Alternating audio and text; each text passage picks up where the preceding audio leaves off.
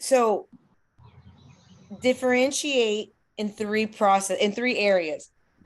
And we've discussed that many times. And when we differentiate, we have to remember to do it in three ways, right? In three areas, differentiate. And that's the reason why you'll notice if you've read my comments on your UDL lesson plan, UDL is my favorite.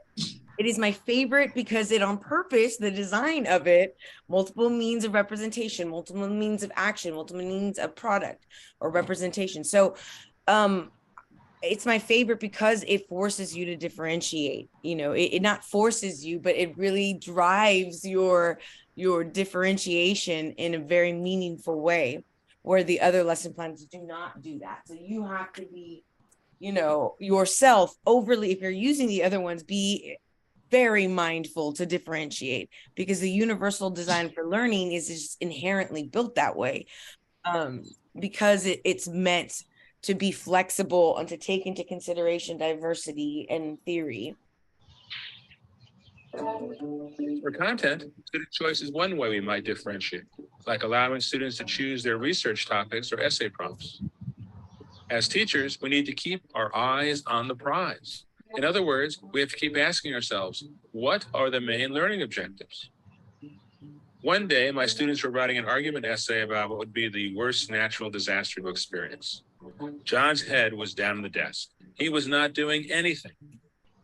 I knew that he was interested in football, so I told him that he could write an essay on why his favorite team was the best. He would still have to make an argument just about football instead of hurricanes or earthquakes. His eyes lit up. He got to work and wrote what his mother later told me was the first essay he had ever written in school. He had followed all the guidelines of a good argument essay. The prize, in this case, was learning to write an argument essay, not learning to write about natural disasters. To differentiate by process, teachers can change up how they group students. Sometimes a mixed ability group might work best, while sometimes it might be appropriate to have same ability groups. We might have an English proficient buddy work with an English language learner to help them out. During independent reading time in my early morning class several years ago, one student tended to fall asleep. I told him that if he wanted, he could go to the back and sit on a desk and read. Soon, several others joined him. A few days later, I saw another student dozing off. Before I could say anything, one of his classmates whispered to him, "Just go sit on the desk." Again, it's a matter of keeping our eyes on the prize. What are the learning objectives and what are the best roads to get there for different students? Teachers can also differentiate by the type of product students create. The major demonstration of learning doesn't always have to be an essay or a multiple choice test. One year, I had a student who liked to doodle, and other students or I were talking. I told her it was okay as long as she was doodling about the information we were discussing. Right. And this is really great. If the way that a student takes science notes is different than the way that you are doing your science notes, that's okay. As long as it's about the content, and that's their way of jotting things down in the way in which their brain wants to represent it, that's okay. Allowing that flexibility for the students. If I'm not measuring your reading comprehension, or I'm not measuring your writing proficiency, then I'll take an oral response. I will take a, multimedia project or a skit, or however you'd like to, illustrate for me the mastery of the objective that we're going over when I was a teacher in ELA. She built on those doodles to create a final project that brilliantly and visually represented all the key points we had covered. When I give tests, I often give students an extra blank page where they can write anything else they remember about the topic being tested that they think is important. I often find the quality of thinking and writing better there than in response to my test questions. None of the differentiating strategies I've mentioned have created any extra work for me. They did require that I had relationships with my students to know their strengths, challenges, and interests. And I needed to demonstrate flexibility in my thinking. Making these strategies successful also required building a strong class culture. So that Domain some 2. of the students were being treated differently, and they understood why. And they understood that that was the only way to be truly fair. A good classroom culture, developing that classroom climate, that is standard 2 and domain 2 of your exam. The environment of support and managing whatever issues that are naturally going to occur amongst humans within the learning environment. The ideas mentioned here are just a drop in the bucket. There are a zillion other ways we can support our students' gifts and challenges. There are a zillion other We just ways. need to keep our minds and ears open. And always be learners. That's really important as teachers, that we never really stop learning, that we always continue to look for new ways. And there's going to be new, strategies and resources and ideas, and be open to those things as we continue. One more thing before we jump into the nitty gritty and the PowerPoint, because I wanted y'all's opinions. We talk a lot about planning instruction, but also we have to implement instruction, and we have to assess, right? We have to guess if they're engaged or not, right? To see if they're really learning, if they're really doing something. I wanted to show you a, let me see. Measures student engagement. I wanted to show you this and have a little discussion before. I think it's this one here.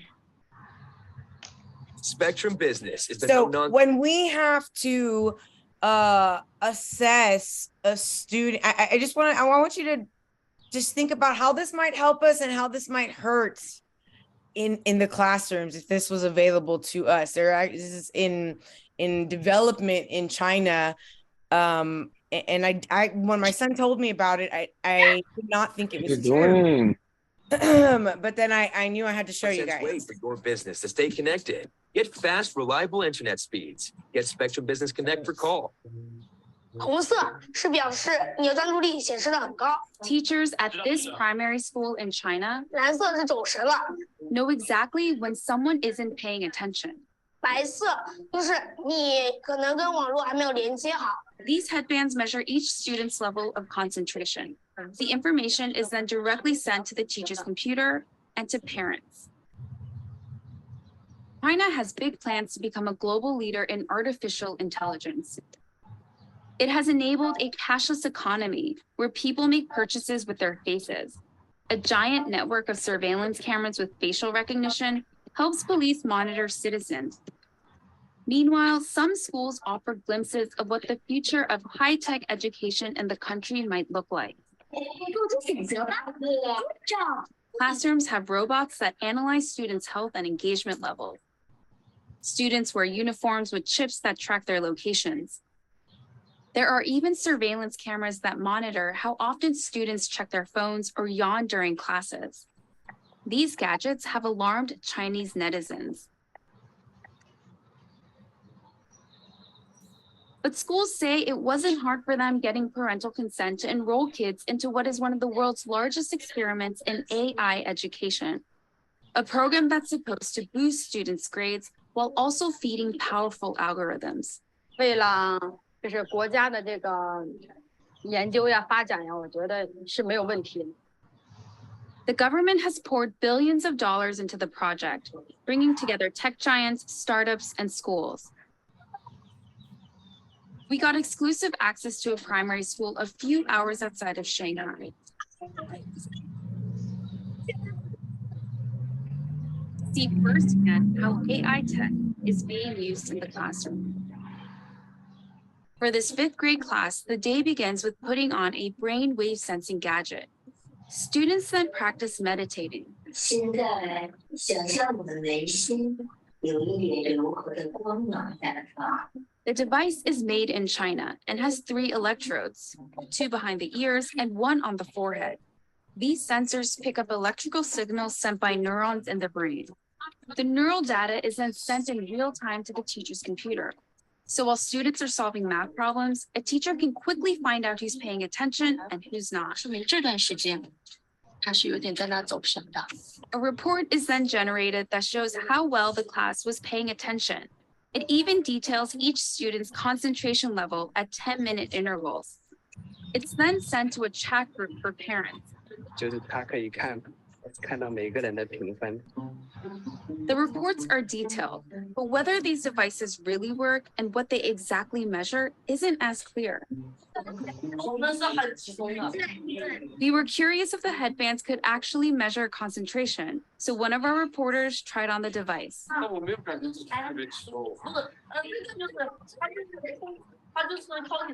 This is a new technology with still fairly little research behind it. Theodore Zanto is a neuroscientist at the University of California, San Francisco. He was surprised to learn that this tech, called electroencephalography, also known as EEG, is being used in the classroom on children. It's usually used by doctors in hospitals and labs. EEG is very susceptible to artifacts. And so if you are itchy or just a little fidgety, or the EEG wasn't set up properly so that the electrodes didn't have a good contact, it affects the signal. Despite the chances for false readings, teachers told us the headbands have forced students to become more disciplined. 上课回答我的问题，就是他们的声音会比平常更响亮。Teachers say the students now pay better attention during class, and that has made them study harder and achieve higher scores. 上课认真听讲，作业做的基本上是全对的。But not all students are as enthusiastic.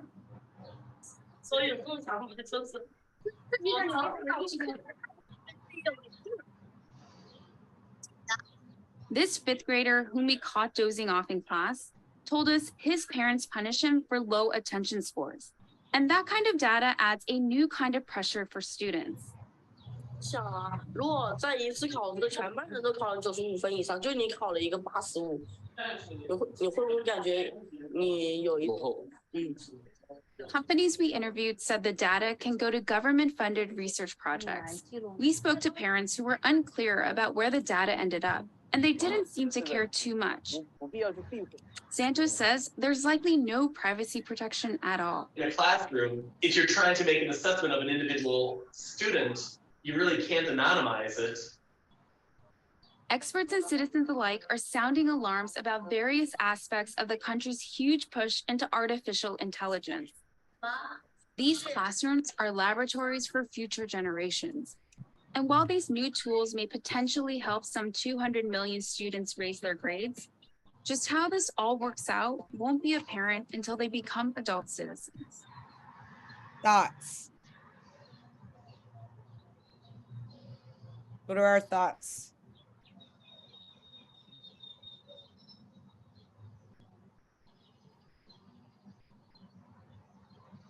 How do we measure engagement right now? I'm kind of speechless. Like, it blows my mind on how the technology is over there compared to us over here.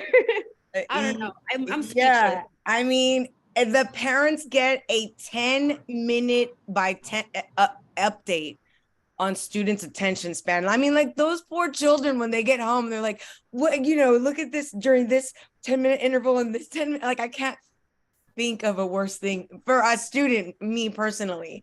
But I think that, I mean, yeah. What we do already as teachers is a science, a craft, and an art, pedagogy, without the benefit of electrodes and EEGs and a 10-minute interval monitoring. We have to plan instruction that is going to be engaging and effective and, resonate with our students.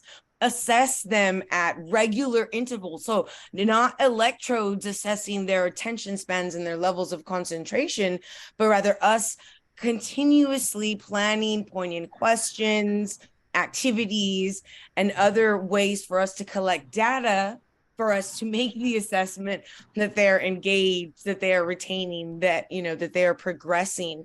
We are not where China is, as far as measuring these things. And so being responsive, being thoughtful of the people that we have, the diversity in the classroom. I say it all the time, know your students. It's a science, because we have to make a whole group of completely diverse, you know, maybe 30 students all achieve mastery on, you know, those specific objectives that are created for lesson plans. And so in order to make it to where all the variables are attended to, we have to differentiate so that we provide multiple means of viewing and representation and understanding different pathways of gaining knowledge and access to skills, different ways of showing you as the teacher that they, you know, understood, or reflecting that knowledge. Differentiation, so very important for us to be able to accurately measure their understanding. I don't know that this is, I mean, I don't know what this will yield, what we just watched. The, you know, obviously this is new, and it's not in all of the elementaries in China yet. It's just in like a large section that they're testing, like, you know, it's like the pilot program, if you will. But is real learning taking place? Maybe, yes. I don't, but what could be some of the negatives that would come out of that type of like monitoring? And then does the teacher have to know the student all that well to be able to, or is it just a matter of I don't know, almost a little bit of fear and shame motivator? And that can be a very powerful driving force. But, you know, the parents get automatic updates, and I believe it was like a group chat. So it's like everybody gets to see how you're not doing well or who's slacking off. And I can't imagine that that's a good thing. So that's what I understood. And I've already seen it like 3 times. So I understood that there's a group chat that the classmates get access to. And then that society is a, you know, a collectivist society. They value collective over individualistic. They want the whole to be at a certain level and no one be left behind. So I wouldn't it doesn't surprise me. Let's go back to over here. So I wanted to do an overview because we have a lot of people testing. Domain 1, we know that it is about designing instruction, you planning instruction based on how well you know your students, planning instruction and planning assessment. And the bulk of the assessments that you use during instruction, guys, is formative assessments. They help form our instruction. They help drive the design. Formative assessments, they take place before and during instruction. Formative assessments. So of course we're going to use them during the implementation, because formative is before and during the unit of learning. Summative is after all learning has taken place, in the very end. Think of STAR test, or like, you know, semester exam, or what you did in the semester would be sort of a summative. And you're not going to, you know, redesign or redirect the plan based on your data with summative like you do with formative assessments. So domain 1 is 34% of the exam, and it is made up of standard 1. So standard 1 is very important. We know standard 1 makes an appearance in domain 1 and domain 3, making 67% of your exam. Domain 2 is very important, creating that positive classroom environment, an environment of support that you manage and create routines and procedures that minimize management issues. so that effective learning can take place. And that's worth 13% and is standard 2 in your standards document. Domain 3 is a mix of a few things. It is standard 1. So it has knowledge and concepts that pertain to your design of instruction and assessment for all students, development-wise, diversity-wise, all of it. And the way that you implement that in the classroom with responsive teaching, the communication that you use, engaging instruction, and utilizing technology to its fullest to maximize engagement, to maximize effective instruction, to utilize assessment for assessment, providing timely, high quality feedback, and that you respond flexibly within class to promote your students' learning, that you respond flexibly. I told you guys that I always had one assignment that was a very huge, like it's one of the cornerstones, and I actually found the ones, I'll show them to you really quick.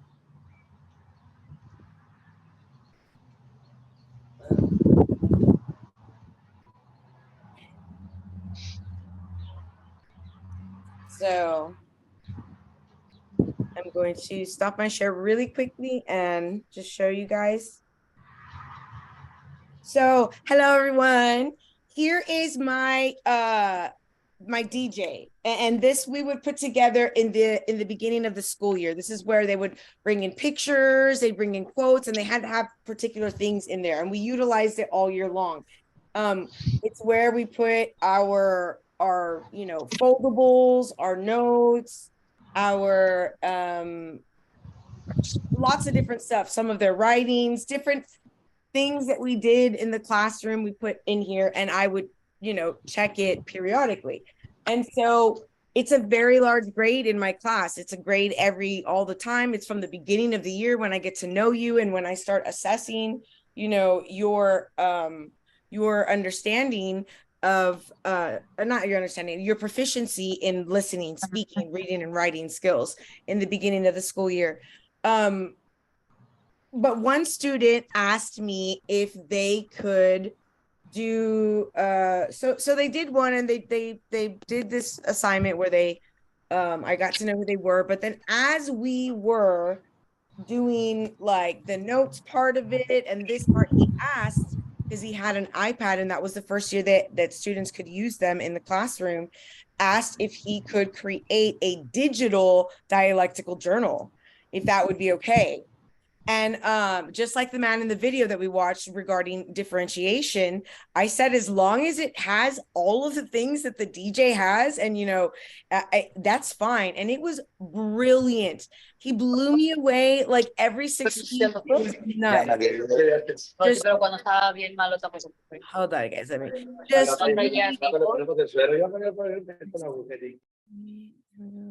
sorry, just really amazing work that he did. And if I had not been flexible, I mean, we were already into the first 6 weeks and he was working with the paper, but his dad was like very, like worked for a tech company and did wiring for like school districts and stuff like that. So he was really into technology and that was his thing. And far be it from me to like be a rain on his strength or to rain on his parade regarding his literacies that he has. And he taught me things through it and really just surprised me with how professional. I mean, it could have been like a electronic textbook. That was how cool it was. And he just blew my mind with so many things, different aspects, things that he did with that multimedia, but being responsive to students' strengths, their interests, the ways in which they want to be assessed. So my use is for them to have a good resource that they help create with kinesthetic activities, but also it's a way for me to assess, you know, their understanding. And so I was able to do all of that with his work, and it was very easy. And all I had to do was be flexible in order to let him shine in a way that was just mind blowing to me. Okay.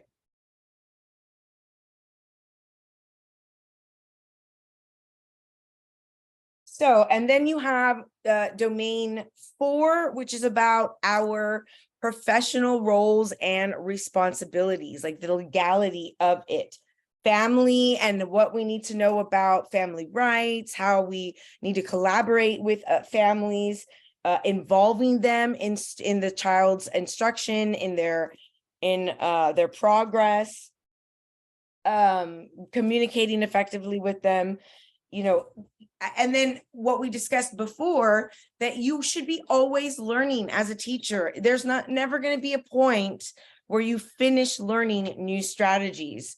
Never. In fact, I mean, I've been a teacher since 2003, and I learn new strategies all the time, new strategies to teach math concepts, and new strategies for engagement in all sorts of ways. So always looking for better practice from practitioners. We are practitioners of a science, of an art, of a craft, of a very important kind. And so it's such, like, I thank each and every one of you for endeavoring, for meeting with me Wednesdays and Saturdays to study to become a teacher, because it literally is the most important job that we have, like the society has. And we protect the children emotionally, help them grow emotionally, cognitively. And so now they want for you guys to protect them with guns in the classroom. They ask a lot of teachers, and you guys do a lot. So I thank you for that. Understand the legal and ethical requirements. Also, that's a portion, obviously a huge portion of domain 4 in our professional roles and responsibilities, the ethics that go along with being with a teacher. And we are held to an incredibly high standards, as we should be, because we're dealing with children. And so, for instance, as I've said many times before, teachers are the parent in location. Literally, when you look in our contracts, it says that, but it's in Latin. The parent in location. And so if we have any feelings or suspicions that a student is being abused, it is our job to not necessarily investigate. And I know that that was something that we discussed when we talked about the trials of Gabriel. But it's our job to report it within 48 hours. As soon as you get that feeling that something is off, or that a student is, in danger or unwell, unsafe, uncomfortable. I know that when we watched we didn't watch it, but we watched a portion of it, and we just read the teacher's testimony for Gabriel. She said that he would, like, just almost get a panic attack and start crying and not want to get on the bus to go home. Like, that is enough for me to call CPS, because that is not a normal reaction for a child to not want to go home. Like, my girls can't wait to come home. They're like, can you pick me up early from school? And they love school, and they're, like, they're wonderful students. They love school. However, they love being with me more. This is better. And the students should feel that way. They should feel their house is better than school, safer than school. And so if that is not the case, and there was clear indication, and she did, I don't know that she called every time he cried, but I would, every single time he cried and had anxiety. And I would talk to the social worker. And I've talked to social workers when I've called CPS. And I would, if I had been his teacher, said, this is not normal. Something is going on. Like, children want to go home to their families. So just making sure that we do our due diligence with our legal responsibilities to the students, because our job is to them. Like our whole job is for them. The planning of instruction, it's for them.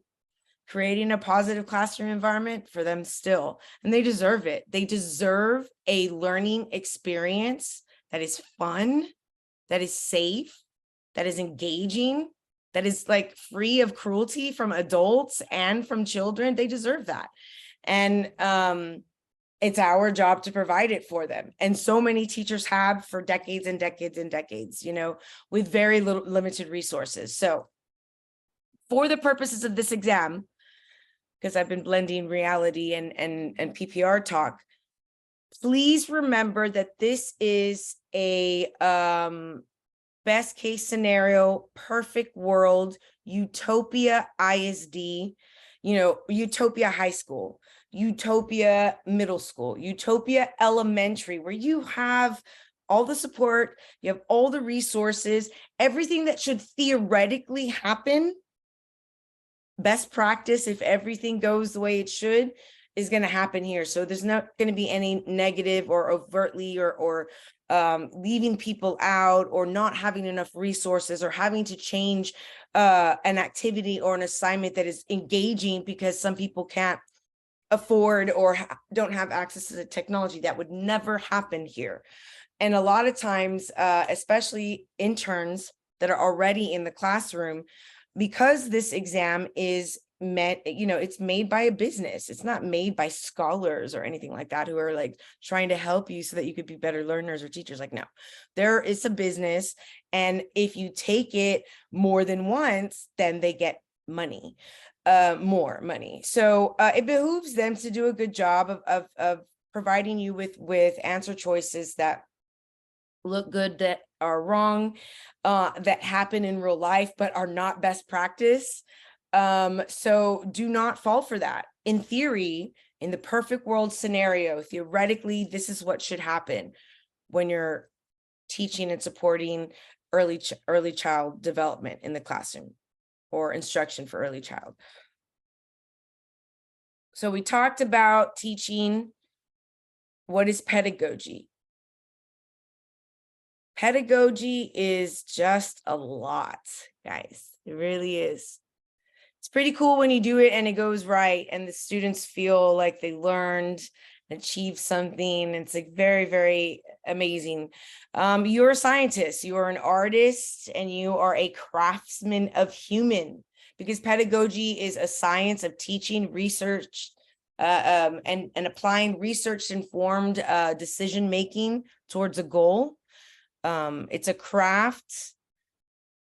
It's mastering a full repertoire of skills and practices and knowing when and where to use them and apply them to what scenarios and what students best, because not everything works for everyone. You know, all students are different, all of them. I have told the story of my one student who had the longest silent period as a beginner ELL student. And many students, when they are beginners, it is natural to have a silent period. Now that silent period can be days, you know, it could be like a week. You know, kind of excessive is a few weeks of complete silence. But she almost lasted a full 6 weeks of silence. But I was her writing teacher and I could tell that she was trying to follow along and that she was listening. And I didn't think that she needed to be evaluated for special ed just yet. I felt strongly she was still in her silent period. So sort of listening and being accommodating, creating responsive, creative and intuitive capacity. So I felt it in my intuition, and we had a group meeting because in 7th grade we were clumped together as groups, and like in a corner of a hallway, the social studies, math, science, history, reading and writing teachers were there, and our students just kind of like went from class to class in the little corner. They don't have to stray very far to get to their next class, so nobody should be late. And then we were able to plan together, talk together, do that stuff.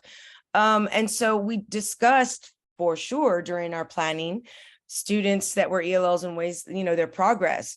And so everyone had sort of agreed that there was no oral language practice at all, listening or speaking. They were saying there was no oral language practice at all. I said, you guys can't tell if she's listening to us. You know, everybody comes and everyone is different. You know, culture shock is a real thing. This is a junior high, you know, I can't think, you know, junior high is hard for junior high students, period. Even if you know the language, we know this. So now throw that into the mix. Like, no, we just give it a minute. If it goes to 6 weeks, then we can pursue, you know, think about pursuing other supports. But a week before, at 5 weeks, she held on for 5 weeks. I think that she was listening the whole time. She wanted to like skip that very, very, it was almost like she skipped intermediate to, skip beginner to intermediate. She was able to gather, she was listening for high frequency words, simple structures, which is how intermediates will speak. And so she was really great, and she progressed so much in a very small amount of time, because she came to us mid-year.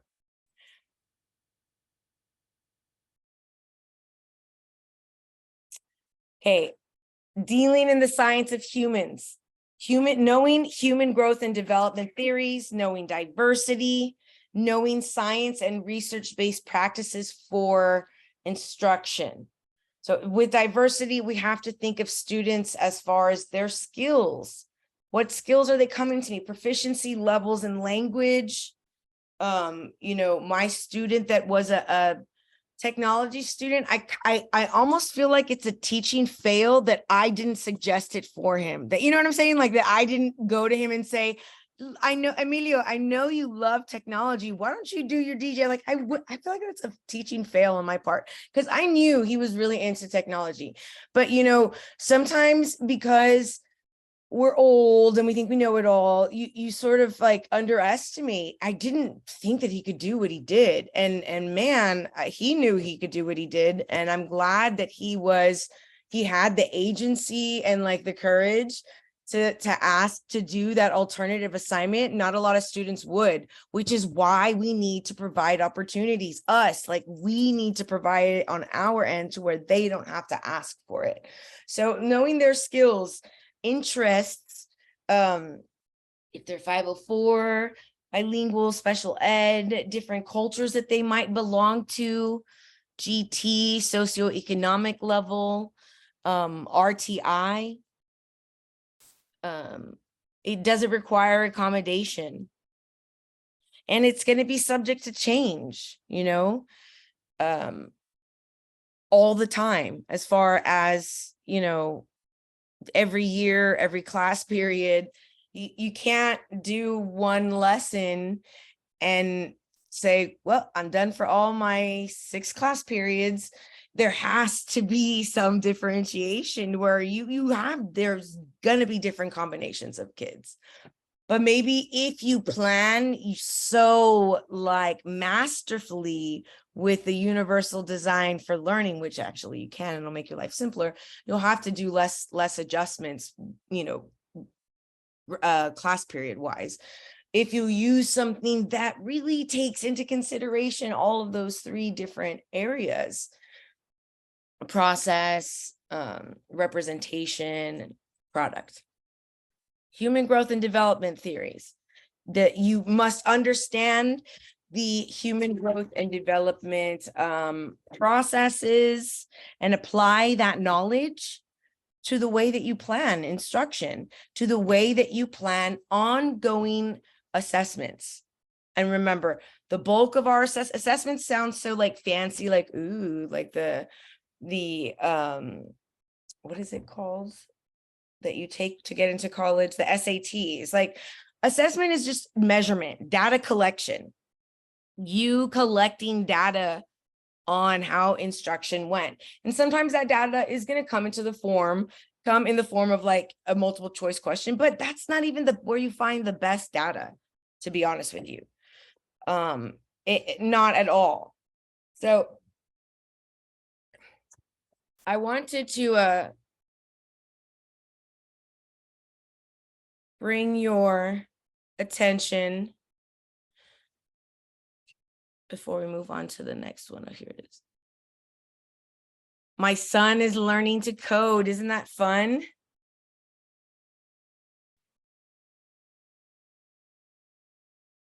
I know nothing about it. Okay, so I wanted to just to sort of illustrate for you the importance. So let me show you the STAR test. So this is an example of a summative assessment. These are the assessments that our students, our children take every year. They start taking them in the 3rd grade. They start measuring them in a summative way over their knowledge of the TEKS. First, they only start off with mathematics and reading. In the 3rd grade, 4th grade, then in 5th grade, they add science to that. 6th grade, they go back to mathematics and reading. 7th grade, mathematics and reading. 8th grade, you got mathematics, reading, science, and social studies. And then you have these high school levels that are also mathematics, English, science, biology, and history. But I want to just draw your attention to the first year that they start testing.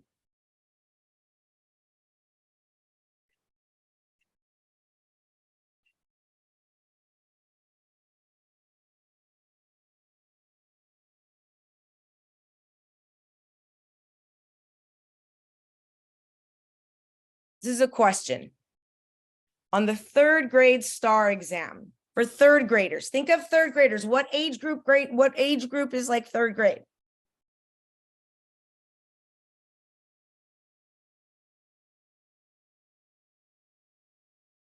Más o menos. 9, 10, 8, 9? I would say 8, 9. Right. My daughter's going to be in 3rd grade next year. She's 8 right now.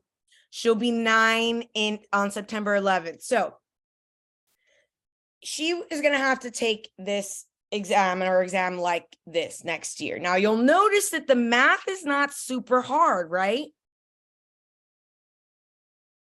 Mr. Haroku did 9 sit-ups, or not Mr. Haroku did 9 sit-ups in PE class. The number of sit-ups Tom did can be represented by this expression, 2 times 9.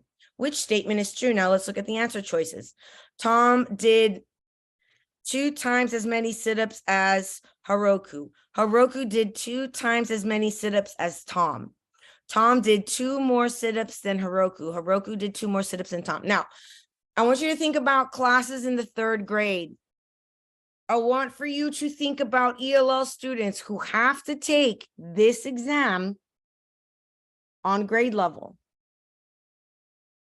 What words should the teacher have taught their students in order to be able to do a question like this?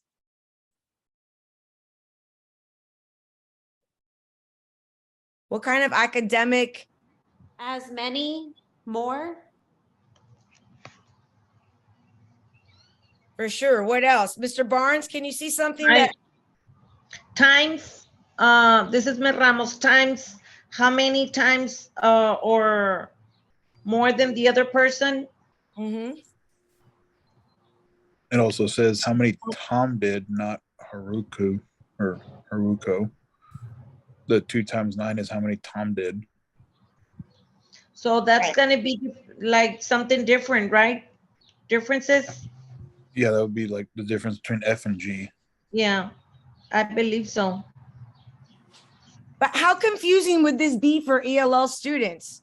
Even if they were good at math, and knew what 2 times 9 is, they probably do. I mean, even just looking at it myself, like I was a little confused myself until I had to read it again. Absolutely. I had to read it like I don't know how many times, I'm telling you. And I'm a native English speaker, and I'm not in the 3rd grade, and I consider myself pretty good at math. So the challenges for our students are great. Vocabulary instruction, especially, of things like expression, things like simplify, things like, greater than, equal to, if I were going to practice this question with my 3rd graders, because you got to get them, if they're going to do well on an assessment like this and they're new to language and teaching them math, we have to give them examples. This one uses an example of 2 worms. Okay, this is 3rd graders. And while changing the venue is not always important, it is important to try to teach mathematical concepts and practices, any practices, not just mathematical. English language arts and reading, it matters. Why does this matter? Or how does this pertain to the real world? Or can I envision how I would use this in something that matters to me, like an interest or something? So like measuring of worms or thinking about worms is not super like connected to 3rd graders' lives. Why not change whatever we're measuring to something we know the students are into right now? I don't know, something that would be commiserate that we could measure one thing against another that they're into. I don't really know what 3rd graders are into, but if I was the teacher of 3rd graders, I certainly would very easily be able to answer that. Trey is describing his labor income. Another question, I want you to think about language. I want you to think about intermediate students. Trey is describing his labor and income, which statement could be a description of both labor and income for Trey. Vocabulary building, very, very important, not just for English language arts and reading, but for all content areas, especially for math. Best practice is us every single time we are utilizing a skill or reviewing something, we redefine. Today, I was watching a fantastic instructor on YouTube review for a student a particular math skill, dividing fractions by a fraction, right? Mr. Barnes, you probably know the strategy to divide a fraction by a fraction. Correct. And so as he was doing it, and he was explaining it wonderfully, but he said, okay, and so then you flip, and then the numerator becomes the denominator. And so if I were instructing or doing that strategy or modeling that skill to the students, I for sure can bet that was preceded with me reviewing ideas like numerator. If we're going to discuss numerator or denominator, then that's going to be something I'm going to review before I start my class, even if I've already pre-taught it before, that vocabulary word. If it's going to be used in instruction, if I have language learners, repetition is key. If I can show new examples, fantastic. And I can show new examples because if I'm talking about it again and utilizing it in a new way, I am showing a new example. Making that connection to prior knowledge is important, building their understanding and usage of words like numerator. We want for them to be able to talk and utilize the words, the academic specific terms and words that are content specific. That's how we know that they acquire learning. So standard 1, domain 1, again, we know that it is about the designing instruction appropriate for all students that reflects your understanding of relevant content and that is based on continuous and appropriate assessment. Competency 1 is all about human development, about the student. You understanding the human development process, the cognitive, the emotional, the social, physical development. The theories and processes that we know of, for instance, Piaget, and what we know about concrete learners and abstract thinkers and why we need to present so many visuals and manipulatives and concrete activities for students when their cognitive development is at a certain stage. So utilizing that information to plan instruction and ongoing assessments of our students, that will help motivate them.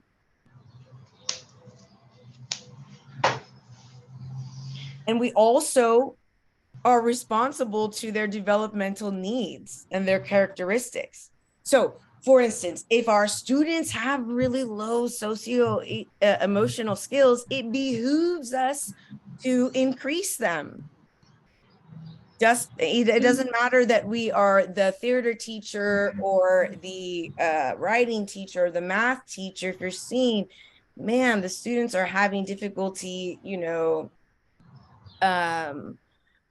monitoring their progress or achieving goals or appropriate risk taking, then we need to provide a more instruction. So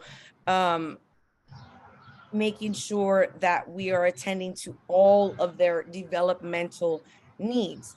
If a student, like the question that we went over, if you have I think the question that we were looking at, the practice question, was about a group of elementary students that were exhibiting exclusionary behavior.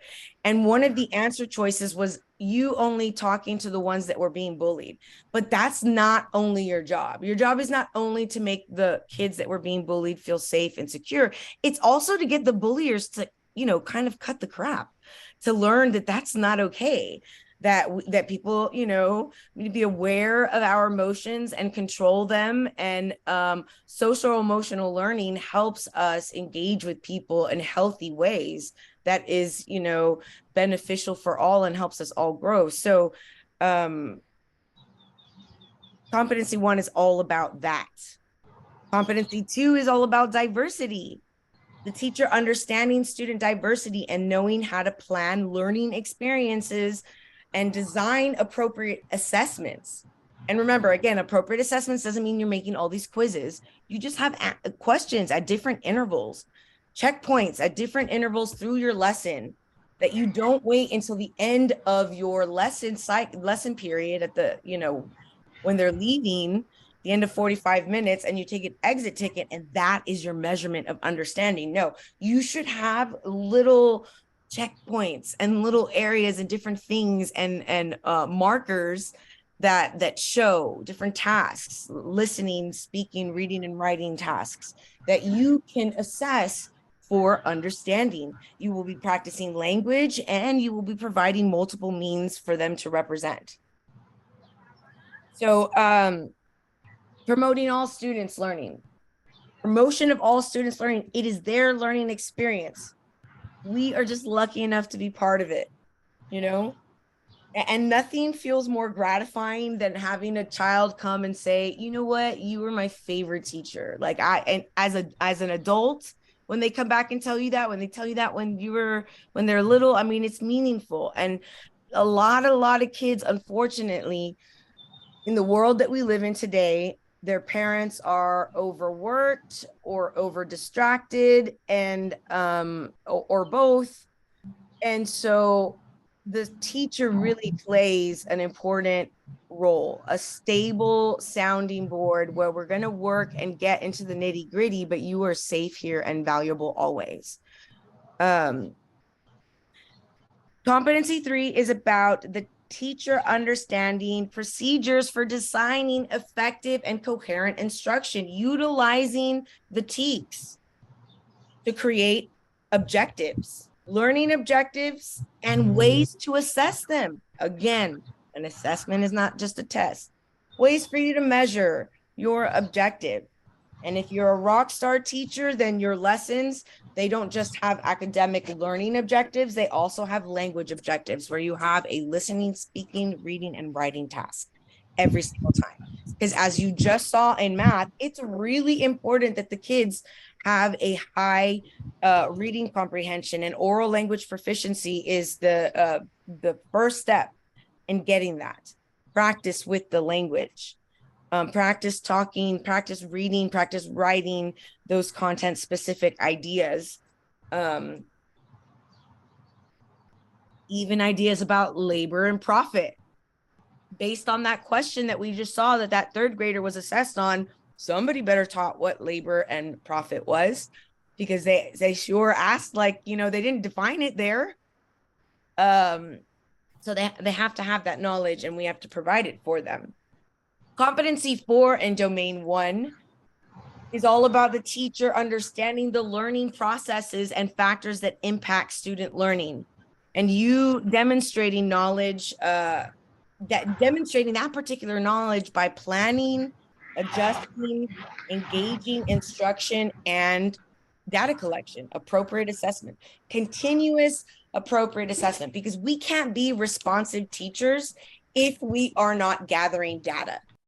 So that's why I wanted to show you guys that video of Chinese data collection, because how important is data collection for teaching, guys?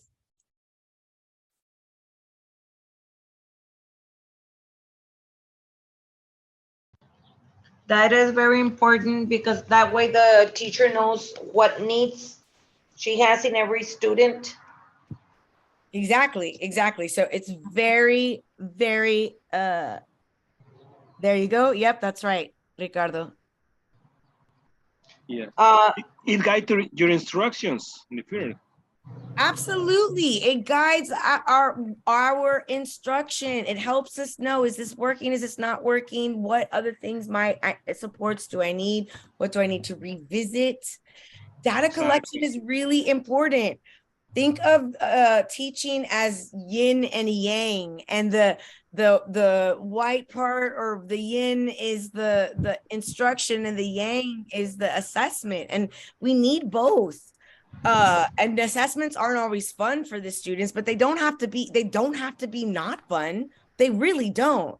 Assessments can be fun, and they should be when they're fun for the students. Like a fun assessment for my students, always a cooperative learning group, if we read a short story, was for them to get together and turn it into a skit. Like, and it could even be a funny skit, Saturday Night Live. Oh my goodness, they loved creating stuff like that from the stories, because they already had like a storyline. They didn't have to come up with characters, they didn't have to come up with action. They just had to represent it and sort of redo it. They couldn't and synthesize it with what props they have and with how many people in their groups, and with whatever the thing was, but they loved it. And they loved it, and I was able to very easily assess if they understood the reading, if they got the point. And I could even assess other things like creativity or bridging over and critical thinking skills. So assessments don't always have to be the dark side of the moon, but it is the other side of the coin. It's the other side of the coin to instruction. It's so very important. And so that's why I guess maybe I was thinking, like, is that good? Would I like it if my daughter was sitting there with electrodes tied to her head all day long, and I'm being zapped in my text messages on her progress and attention? Like, I just don't know. How much better are the teacher lessons based on this data is what I want to know, is what I would ask whoever it is in charge. How much better and engaging? Like, is this parents are getting upset at their kids when they come home because they had this many off 10-minute intervals? Or is it that now we have access to more accurate live data, and we know what works and what doesn't work and can accurately adjust? Notice they didn't give us any that journalism, and it obviously wasn't made for teachers, but like they didn't talk about how the teachers themselves are utilizing that data to drive instruction better. And so that's something that I thought, I mean, we always want to have the best data to see what's working and what's not, but I don't know about that. I think it's a bit too far. And maybe it's not far, and maybe we're just not far enough. Maybe I'm one of those old teachers now that's like, humbug, this is not the way. There were teachers when I started teaching that were not protesting, but they didn't want to use email. They just did not. They were like, I don't need it. I don't want it. And a lot of parents didn't have it, but districts were starting to use them because before we didn't have email. You just got a letter, like a hand letter from HR if somebody wanted to talk to you from the main office, or like if the parents would call you and you had to mail things through physical mail. And that wasn't so long ago, 2003. So back to what we do for designing instruction. we design instruction appropriate for all students that reflects our understanding of the content. And our understanding, what they mean by the content is not just your content area and whatever you like. It is specifically the TEKS. I mean, and they don't even mince words. Even their definition of academic vocabulary is like what's denoted in the TEKS as academic vocabulary. So the content comes always from the TEKS. The TEKS are always what is the driving force and what should be consulted first when you're going to plan. And sometimes they'll ask a question on the exam, like Ms. Sauceda wants to plan a unit on, you know, world geography. What is the first most appropriate step she should take in planning her unit? The first most appropriate step to planning any unit for any teacher, whether they're a trade teacher, whether they're theater, math, or whatever, is your TEKS. Your TEKS and your district timeline. But your TEKS are what you must follow to the T and make sure that you have faithfully fulfilled each knowledge and, you know, instructed, given effective instruction and assessment on those knowledge concepts and skills within your TEKS. So planning instruction, academic language that you utilize, justifying planning decisions, building content understanding, supporting the learner's needs, learning needs, using your knowledge. You know the students, you should know the students. If you do not know the students, you're not doing your job. You cannot teach students in a meaningful and effective way that impacts change if you don't know about them, their home lives, their likes, their dislikes.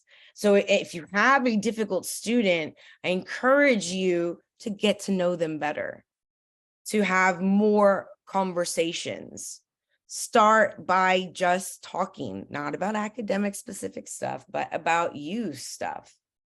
If they had a really bad day and there was a classroom management issue, maybe, you know, ask them, you know, to speak privately, have a little one-on-one, ask them to come by after school, you know, try not to make it punitive. Remember that at the end of the day, all of our customers are also our product, because they're our customers. We have to provide for them and sort of like design for them in mind. So they're our customers, but they're also the product, right? The district expects for us to perform, for them to perform at a certain level. You know, right now campuses are just finishing their assessments. Mr. Barnes, is the testing over now? For the most part, we just have finals in 2 weeks. So like final test. But like as far as EOC goes, yes, we're finished. And I want to say the retesters finished on Monday. Excellent. Excellent. Yeah. And so I think that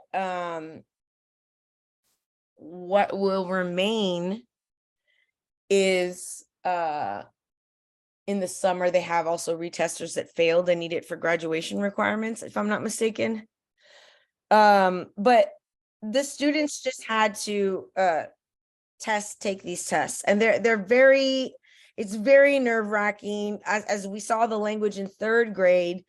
And the language continues to be an issue for our ELLs that are beginners and intermediates, and they come in as freshmen and sophomores, and we need to provide appropriate supports for our special eds, for our ELLs, for 504s, for gifted and talented students, so they do not disengage in our classes. Just because they are advanced academically does not mean that there aren't obstacles or challenges. There are. So one of them, and a very regular one denoted in many research studies, is that GT students often drop out.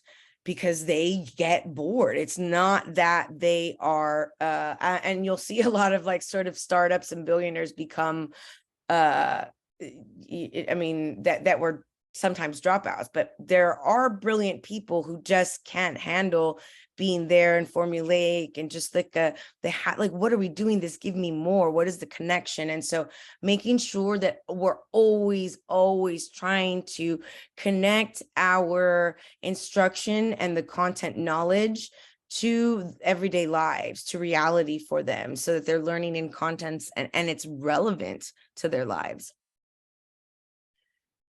Instruction, this is you implementing your instruction is domain 3.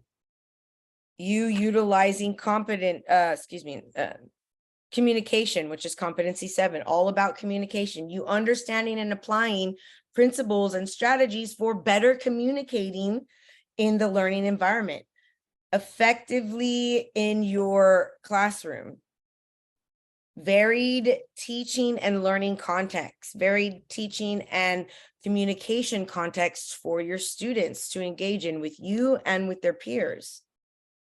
Providing engaging instruction. It says engagement in the learning. Competency 8 is all about engagement instruction, engaging instruction. You providing appropriate instruction that actively engages students in the learning process. You got to know your students in order to be able to engage them. So I'm wondering if that measurement tool that's measuring electronic neurological waves, if that is going to help them be more engaging, you know, because it has to. It's not enough to just have the oversight and responsibility factor, because now they are more responsible, or at least more accountable to their own attention span. Some of those kids were very young that we saw on that video, you know, and some of them were so cute and almost excited. Like, if it's red, it means you're concentrating really hard, you know? And so it's like a badge of honor, like mine stayed red all day long. That's probably at me as a student. I probably would have been that student. Like my headband stayed red. Oh, such an extra. But not everybody is me, and not everybody learns like that. And you heard that guy, that one student who said, I said that guy, apologize to that student, that he was sort of an older, maybe a 6th or 7th grader, say it doesn't feel good when all of the rest of the class is at 99% and I'm at 85. But it's not enough to just measure his attention and his understanding. And I don't know that they were measuring understanding. It was just attention and activity rather. But we still have to know them, to engage them, to deepen their understanding, to connect the new content and create new neurological pathways. Utilizing technology to help you plan, utilizing technology to help you organize, utilizing technology to help you deliver instruction, different apps and platforms to deliver instruction. We have already utilized a couple of apps. We used YouTube, we're using Google PowerPoint. I didn't have time, but I wanted to do one of those prezzies for you guys. But I didn't have time to do it with an overview of the competencies. But there's several different technological advancement. When I started teaching, we did not have even dial-up at school. It was not available. And so little by little, we got, as the internet became more of a thing, and they added more just access, more, you know, institutions, museums, they're just, everybody became more connected and started having websites. And then with the advances in like video, I mean, sometimes my daughters and I wake up early and we watch the elephants on like this live camera of the San Diego Zoo. And we learned so much about elephants and the way that they like the herd sort of like behaves, and it's hilarious. Like sometimes we just laugh at them. It's really funny because they wake up early to throw dirt on themselves with their trunks, and the babies don't really have it yet. You can tell they're learning via modeling to throw dirt on themselves because everyone else is doing it, and the adults, and sometimes the mom will get mad and like try to throw dirt at it, like this is what you're supposed to be doing. But like that wasn't available when my younger kids were little. We didn't watch that kind of stuff. Even my two youngest daughters have benefited. Like my oldest son is 20 and he was a child during the time. Still, it was still more advanced than it was when I first started teaching. But when he was maybe in elementary, there was iPad touches, not an iPad.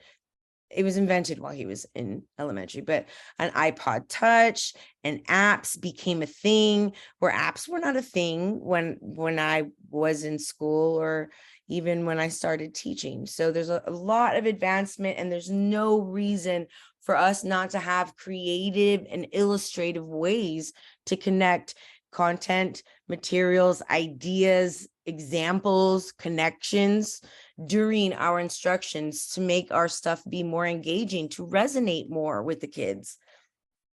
With assessment, that we monitor student performance and achievement, and we provide students with timely, high quality feedback. What does that mean? I'm going to annotate that and write it in yellow right here for us. Timely and high quality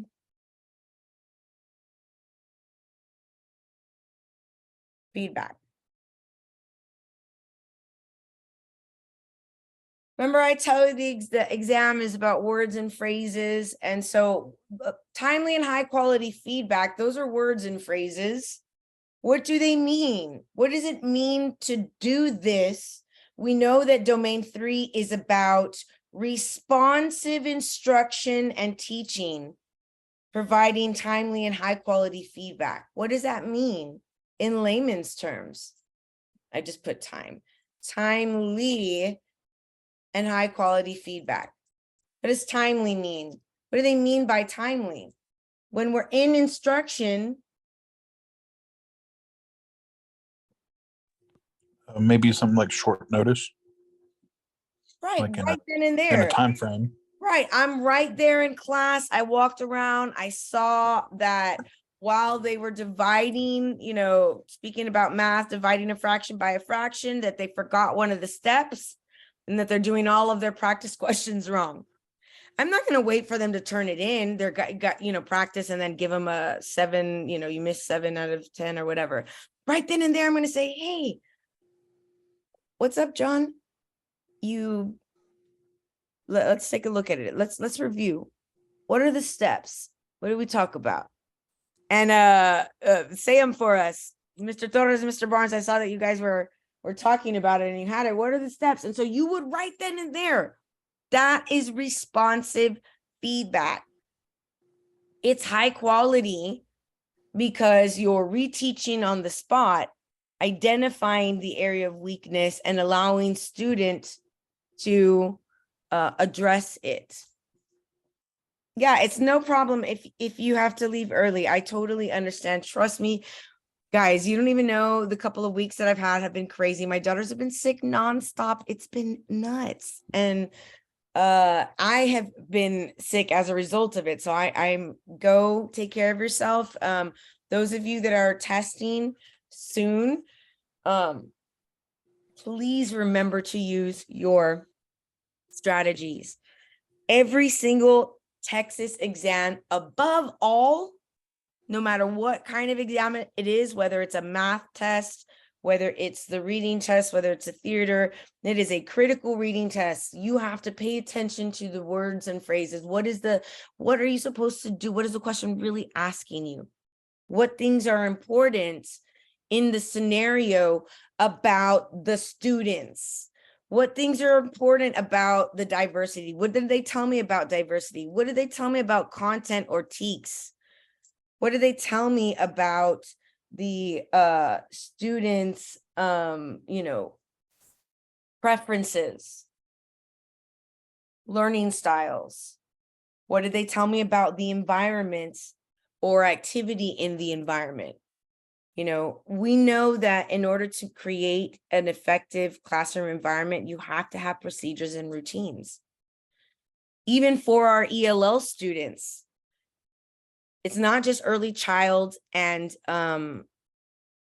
or EC through 6. It's not just EC through 6 that benefits from procedures and routines. All students benefit from having in place procedures and routines within the classroom to minimize chaos and maximize quality and time for quality instruction, especially with our ELL students, so that they don't have to concentrate on figuring out what goes next and where do I go and how to turn this in. Having dependable practice, routines and procedures makes it less nerve-wracking, less chaotic.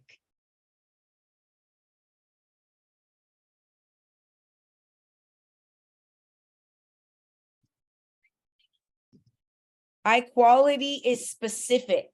You don't want to just say, hey, John, looks like you got those problems wrong.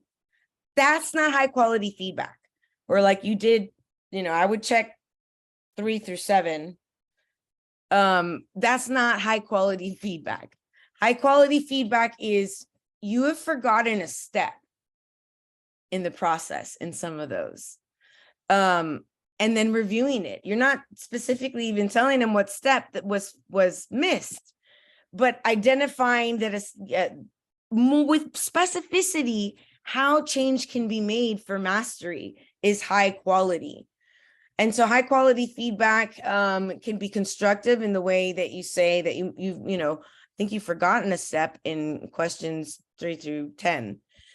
Let's go over them. And so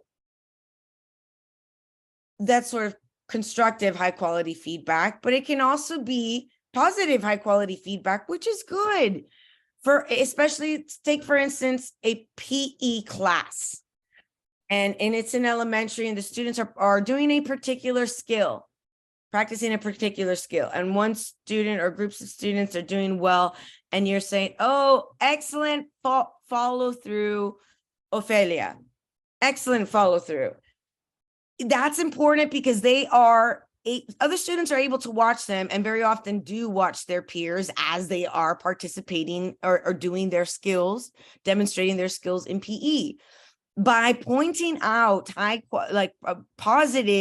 giving positive feedback to the student, you're not only bolstering the students' knowledge that they're doing it correctly and their confidence, but you're also directing the rest of them that are observing knowledge to an opportunity for modeling and instruction, right? Oh, I saw what Ophelia did. She followed through, and that's why her backhand was awesome. She went all the way through, and it was like, sus, you know? So there's an opportunity. High quality feedback is providing specificity so that instruction takes place. It's feedback that provides such specificity and support that instruction takes place and mastery takes place. So that is domain 3. And those are the largest, you know, sections.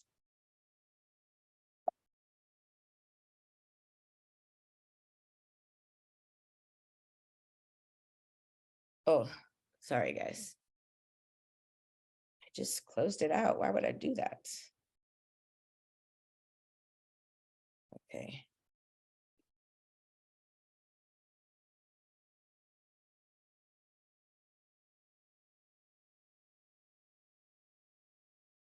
All right, just close myself out of the stuff.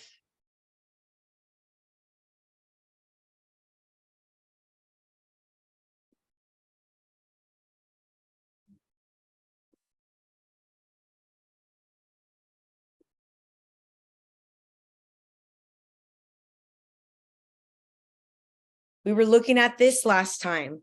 I want for you to read the scenario carefully. What is the teacher's goal in the scenario? Remember, this is a critical reading exam, therefore you should analyze scenarios and questions with a sort of like a detective's eye, looking for the details. The devil is in the details. We need keywords and phrases that will tell us what is it that we should consider regarding human development or diversity or TEKS or communication or engagement or technology or family.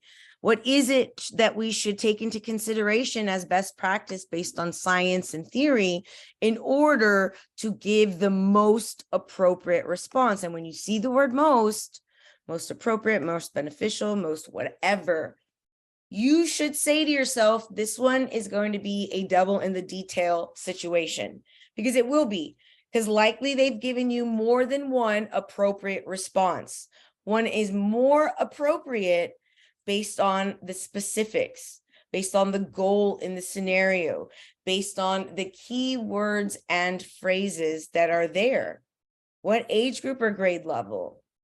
What specifics in diversity, language proficiency, socioeconomic?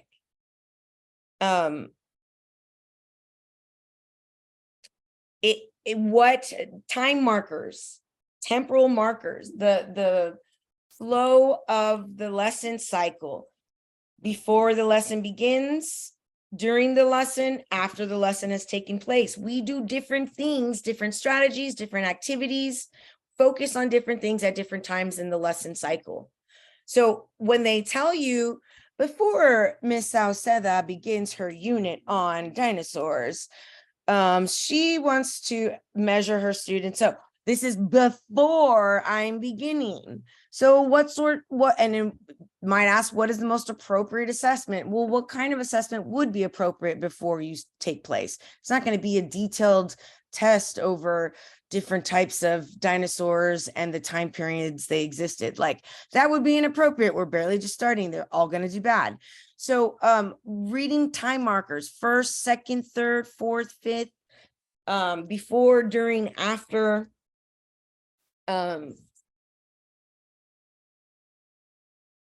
Knowing the academic language that they use on the exam is important. They're going to use words like inquiry. Inquiry is just a fancy word for questions and questioning. Student inquiry is student questions. You know, inquiry based curriculum is a curriculum that revolves around questioning and students questioning. So it's very important that you have a solid foundation and understanding of those keywords, like some of those main definitions, like formative assessment. We just talked about that. It helps form or drive our instruction, and it happens before and during the learning unit, the unit of learning. Before and during. It helps drive and it helps change our instruction based on what we collect, what data, what measurements we get. So finding keywords and phrases. The devil is in the detail. When you're looking through your answer choices, I do not want for you to sort of like very easily or quickly eliminate an answer choice, because they pay thousands of dollars for these test writers to write ones where you would like that you're going to be drawn and pulled to it as a reader. As I said, they might give you a wonderful answer choice with a great strategy that's being used. I mean, you think like, oh yeah, they're doing metacognition here, but that wasn't what the goal of the scenario was about. Like, if you read the goal was about increasing communication skills, right? And so this one is about having students engage in metacognition. Metacognition is a fantastic and very necessary skill for all learners, but that's not what the goal was. So they purposefully put answer choices in that will draw you in incorrectly. Do not be drawn in. Give every answer choice equal evaluation, equal assessment, equal careful reading of all the words within the answer choice. because a few words at the end of an answer choice can make it incorrect, make that answer choice not as appropriate as another. So this is a critical reading exam. The words matter so much, and make sure that your answer choices are given, due process, that you measure them against the goal. Does this do what the goal for the scenario is asking, the goal of the question, what the question is asking me? Does it do that? And if not, it can't be the correct answer. It just cannot. I don't care how fantastic of a strategy they've given you. If it doesn't do what the question is asking or support the teacher's goal or the student's goal in the scenario. Keywords and phrases. If you identified 2 huge keywords and phrases like oral language proficiency and technology skills in there, man, the activity better include oral language proficiency and technology. You can't just have an answer choice with one. So they might give you a really great choice, but it just has them, practicing with technology, but there's no oral language proficiency practice, no listening and speaking skills being used.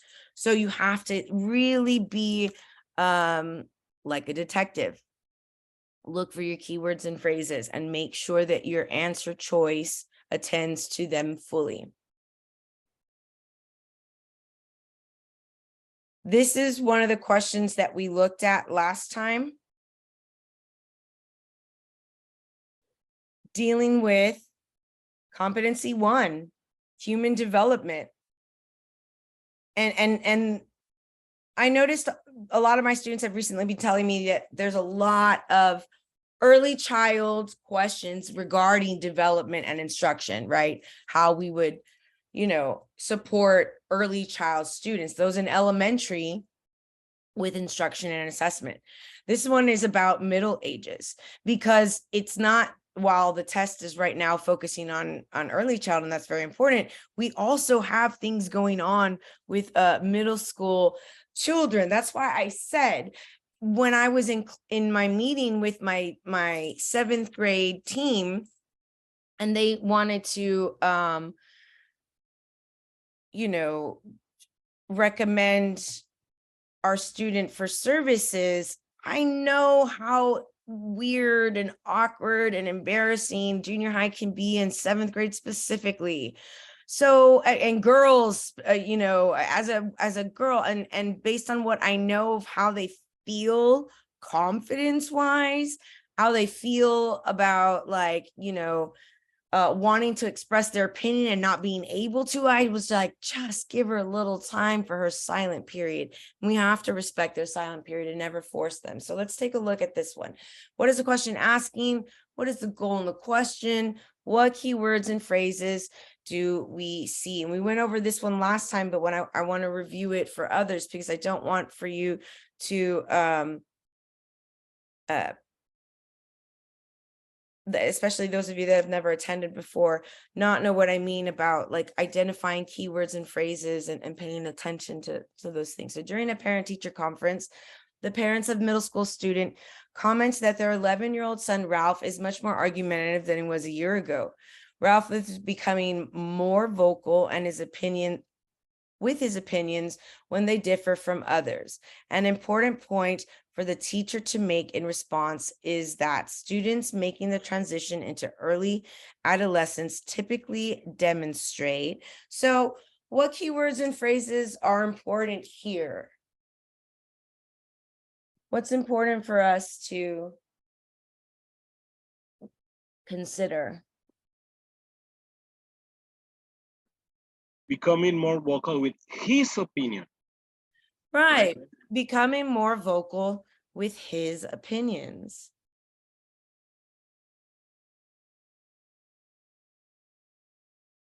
Okay. And we're trying to make a point, right? We're trying to explain something about early adolescence and the transition to early adolescence for the parents, right? That's the goal of this, what this question is getting at. So let's take a look at some of these answer choices. A continuing inability to understand the issues may be seen from more than one point of view. A continuing inability to understand that issues may be seen from more than one point of view. So that's A. B, a marked increase in self-confidence in both social, emotional, and cognitive domains. C, an increasing indifference to what the adults closest to them, I think that's supposed to say believe. I'm sorry, I'm the one that typed it. Or think. D, a growing ability to express their own thoughts and challenge others' thinking. So we read each of them. Which of these, just right away, you can bet yourself $5 is not the answer, because it's not what's happening here, and it doesn't, it wouldn't be the most important thing for us to say because it's not true. A is not true. A, yeah. So they don't have an inability to see from one more than one point of view. You know, that's not what's going on here. What else might we? B. B. Why would you give B away? You're right, but why would you? Because the question is asking, he's becoming more vocal in his opinions, and B is talking about social, emotional, and cognitive domains. Right, exactly. And that's exactly right. And why it's not the right. So this is social, we were not talking about social emotional. And in fact, it says here, the parents find the way that he vocalizes his opinions to be a little bit argumentative. That might mean that he lacks a little bit of social emotional skills, right? That's why our junior high kids, like, you know, kids get into junior high and they sort of get an attitude a little bit, like kind of sometimes. And as they get older, but there's a growing ability for them to express their thoughts and their feelings. I don't like this. I'm annoyed by this. However, their ability to manage that with social emotional skills and not come off as rude or annoyed or temperamental is not all the way there sometimes. So it might, to parents whose child was very non-vocal before, is becoming more vocal and outspoken, argumentative, might seem, it might come off as argumentative, but no, that's not what's happening here. And there's nothing mentioned about cognitive domains. Cognitive is their ability to think and comprehend, like academic learning, and that there's nothing about that here. So we can be 100% sure. I'll bet myself $100 that's not what's happening here.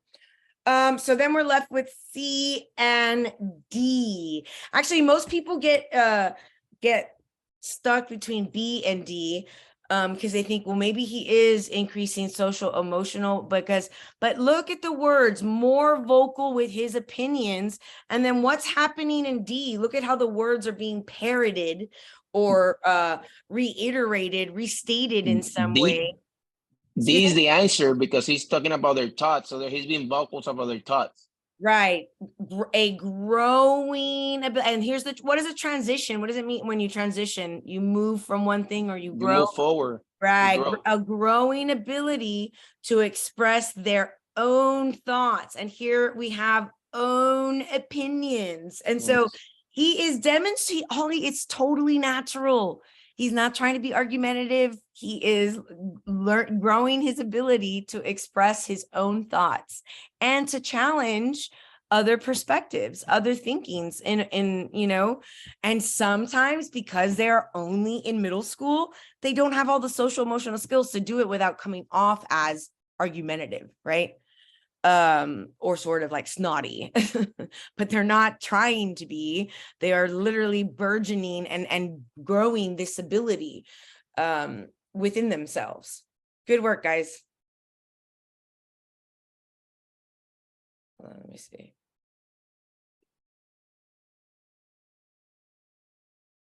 Okay, we already did that. So Miss Lancaster notices that some students in her 9th grade class are having trouble with picking up on mood characteristics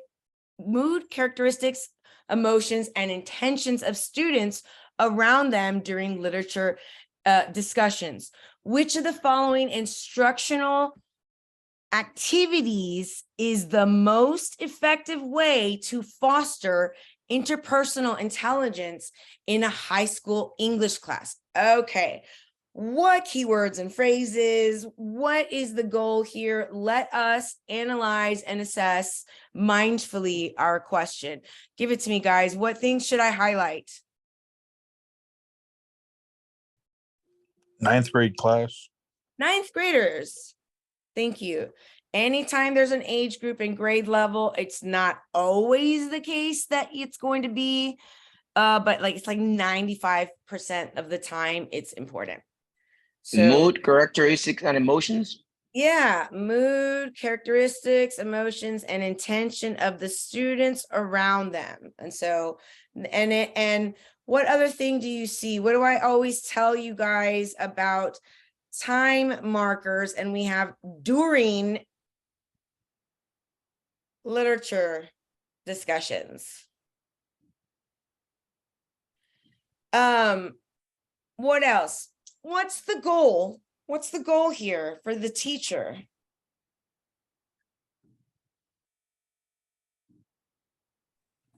Foster interpersonal intelligence. Thank you. Who said that? Whoever said that, thank you so much. Foster interpersonal intelligence. And here you see the word most, right? Most effective way to foster interpersonal intelligence. So now, in order to answer this question correctly, much like the math STAR test that we saw for 3rd graders, you need to know what interpersonal intelligence is. And if you're clever, you might, see that it sort of is the mood, characteristics, emotions, and intentions of students around, their ability to engage in a group interpersonally. So let's see which one of these would most appropriately achieve our goal. B. Yes. Would someone like to give us the definition for interpersonal intelligence before we read?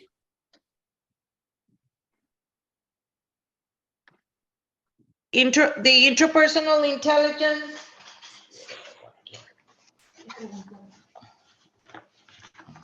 The ability to speak and write with others. Yes, that's it. The important thing. You said it. Thank you, because I was waiting for you to say it. The ability to understand and interact, listen, speak, read, and write, but with others, effectively with others. That is what interpersonal intelligence is. Your ability to effectively engage and interact with others. And Ms. Lancaster has noticed difficulty and wants to foster their abilities and their intelligence more. So allowing students to create poems related to grammar and spelling rules, encourage students to work in scaffold styled literature circles, asking students to write reflective literature responses in journals, teaching students to organize pre-writing into self-designed tables or charts. So which one of these can we get rid of and say, bet ourselves $5? It does not attend to the keywords and phrases or the goal as it should. I would say A. A. Allowing students to create poems related to grammar and spelling rules. We're not talking about rules, right? Yeah, that has nothing to do with mood, characteristics, emotions, or intention, let alone interpersonal intelligence. Right. None of it is. And remember, what was the part of the definition? The definition is with others. With others. So allowing students to create a poem with spelling, that is something that they're gonna do by themselves, and it does not foster their ability to pick up on moods, characteristics, emotions, intentions, and effectively, engage interpersonally with their classmates about the literature. So we can bet ourselves $5 A is not the correct answer. What else? C. C, this is just them writing. Students writing in their journal is not going to help them better assess mood, characteristics, emotions, intentions, none of that. And D? I think the answer is B. Right. Why do you think the answer is B? Because you're scaffolding style literature in circle. You're making the student interact with each other. Work together. Keyword and phrase making it right here is, oops, didn't mean to do that one, is the literature circle. If you know what that is, and you should, it's a strategy. It's like cooperative learning. Cooperative learning group based around the literature you're currently reading and discussion of that literature and questions, poignant questions and activities around ideas and concepts scaffolded for conversation. To sometimes the stuff you read is sad and upsetting or annoying. You think a character, you're reading about a character, and I've read lots of characters, and I would speak to my students and say, isn't this character just so rude the way they treat their brother and me? And so doing talking about that and picking up on moods and emotions, getting them to practice talking about things, taking turns in literature circles is the only one that can be correct, because it's the only one that fosters an activity, or that provides an activity that fosters interaction with a group. The other ones are solo activities, individual activities. And so there's no way that those could be right under any circumstances. Even if you're asking them to, why don't you journal about your classmates' mood and characteristics? I mean, you had to try to pay attention to it. It would not be helpful. Having them interact in smaller scaffolded style literature groups so that later when we do literature discussions together, they're able to, verbalize and interact better. Sauceda, I had a question about this one. Sure. So if, let's just say this was a question on the PPR and I was stuck between B and D, and like I told you, let's just say I had hit that wall already, right, and this was one of the questions, would it be a safe assumption like to do because honestly, like I said last time we talked, the whole betting your $5, like which one's not right, like helped me a bunch on the test last time. But I noticed it says, which of the following instructional activities, but D doesn't even have an instructional activity. It says teaching the students. Would that be a safe assumption to make for further, I guess, evidence? Right. I mean, it says we're teaching the students to do this. Exactly. You're right. So this here is the teacher doing, that's an excellent point. And I didn't even show that, but you're very right. Right here, we're looking for an instructional activity. That's different from your direct instruction. This here is direct instruction. This is not an instructional activity. Instructional activity is the students utilizing what they know and within this literature circle.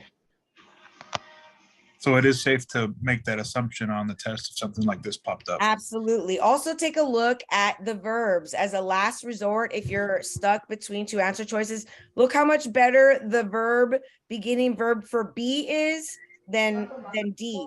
You have allowing, you have asking, allowing, teaching, and encouraging. You know what I mean? Like the one that is best verbal as far as the verbs are concerned. And I always look at verbs as a last resort. What are the verbs telling me?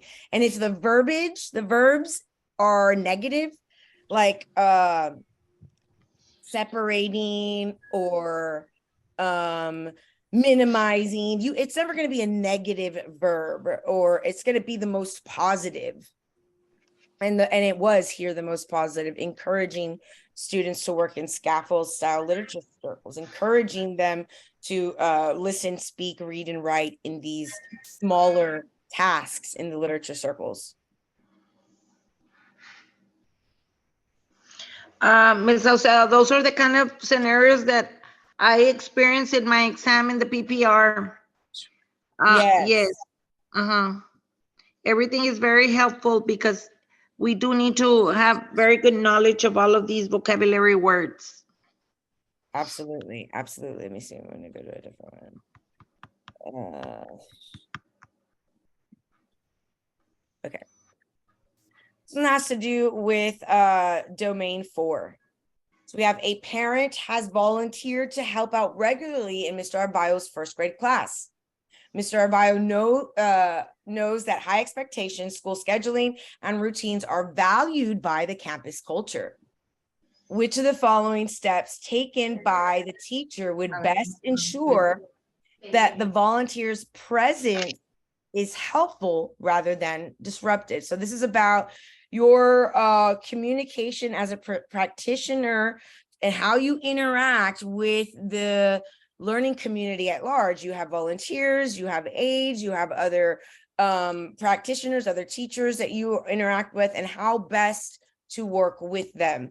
So what keywords and phrases should we identify here about Mr. Arbayo's classroom? It's first grade. First grade.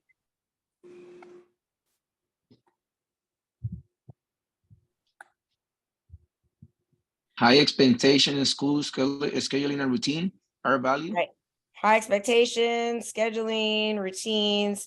It's part of the campus culture, meaning we want it to continue, and it needs to be like in every classroom, right? It reinforced throughout the campus as part of the campus culture. It's something we all value. We all value our high expectations and keeping to like our schedule and routines for achievement.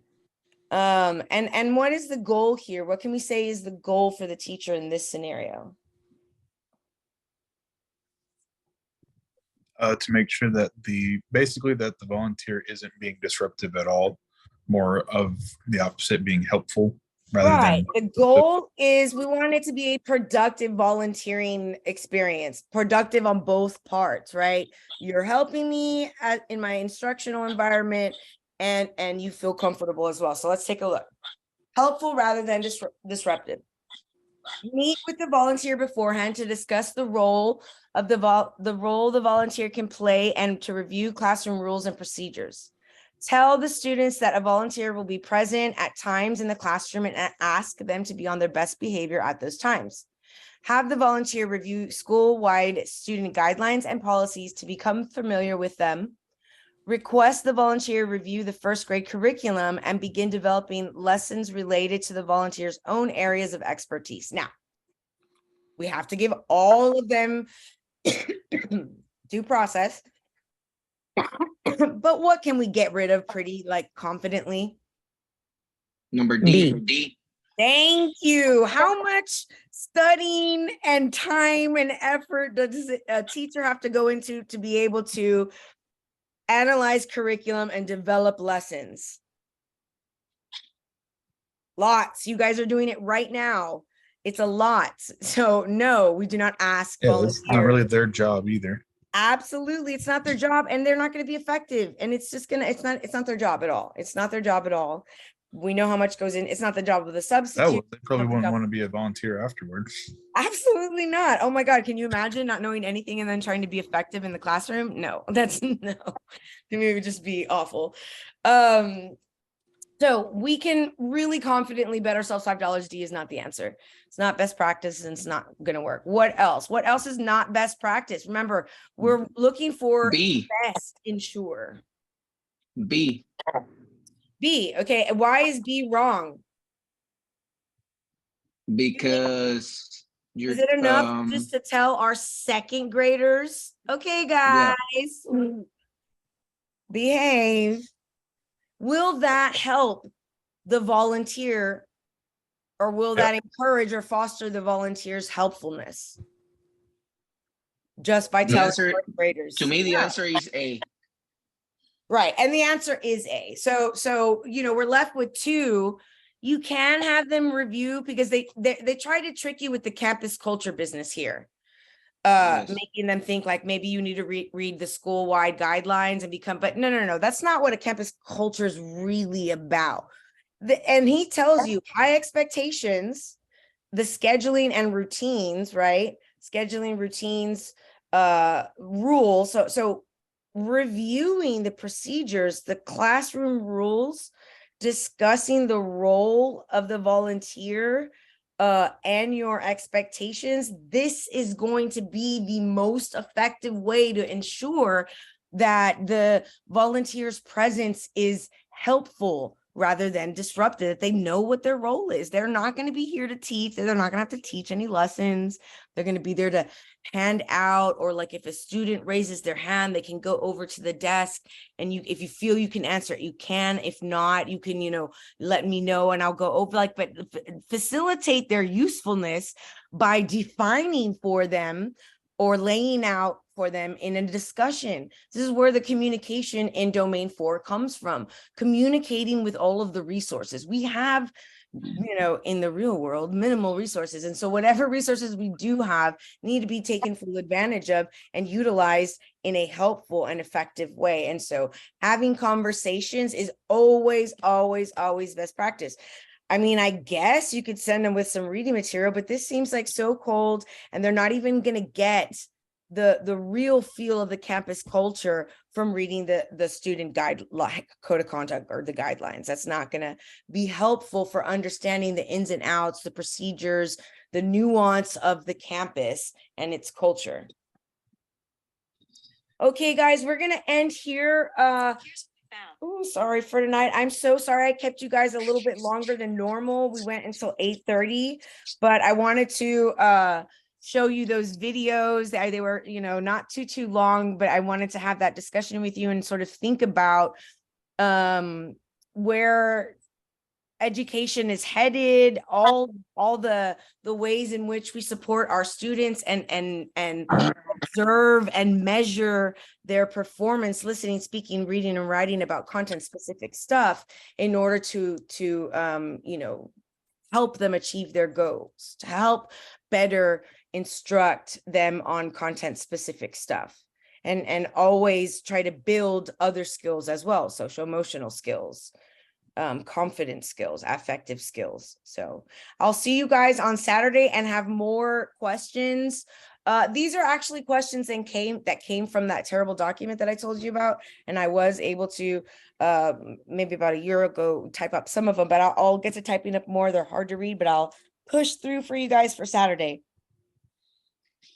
Ms. Sauceda, let's speak with you about the courses again for like a quick second. Sure, absolutely. Thank you. Thank you, guys. Thanks a lot, Ms. Sauceda. Was awesome. Good. I'm so glad. You guys have a beautiful rest of your week. Yes, thank you, Ms. Sauceda. I appreciate all you do for us. Yes, ma'am. It's my pleasure. Let me just stop my the recording. Yeah, let me stop my recording.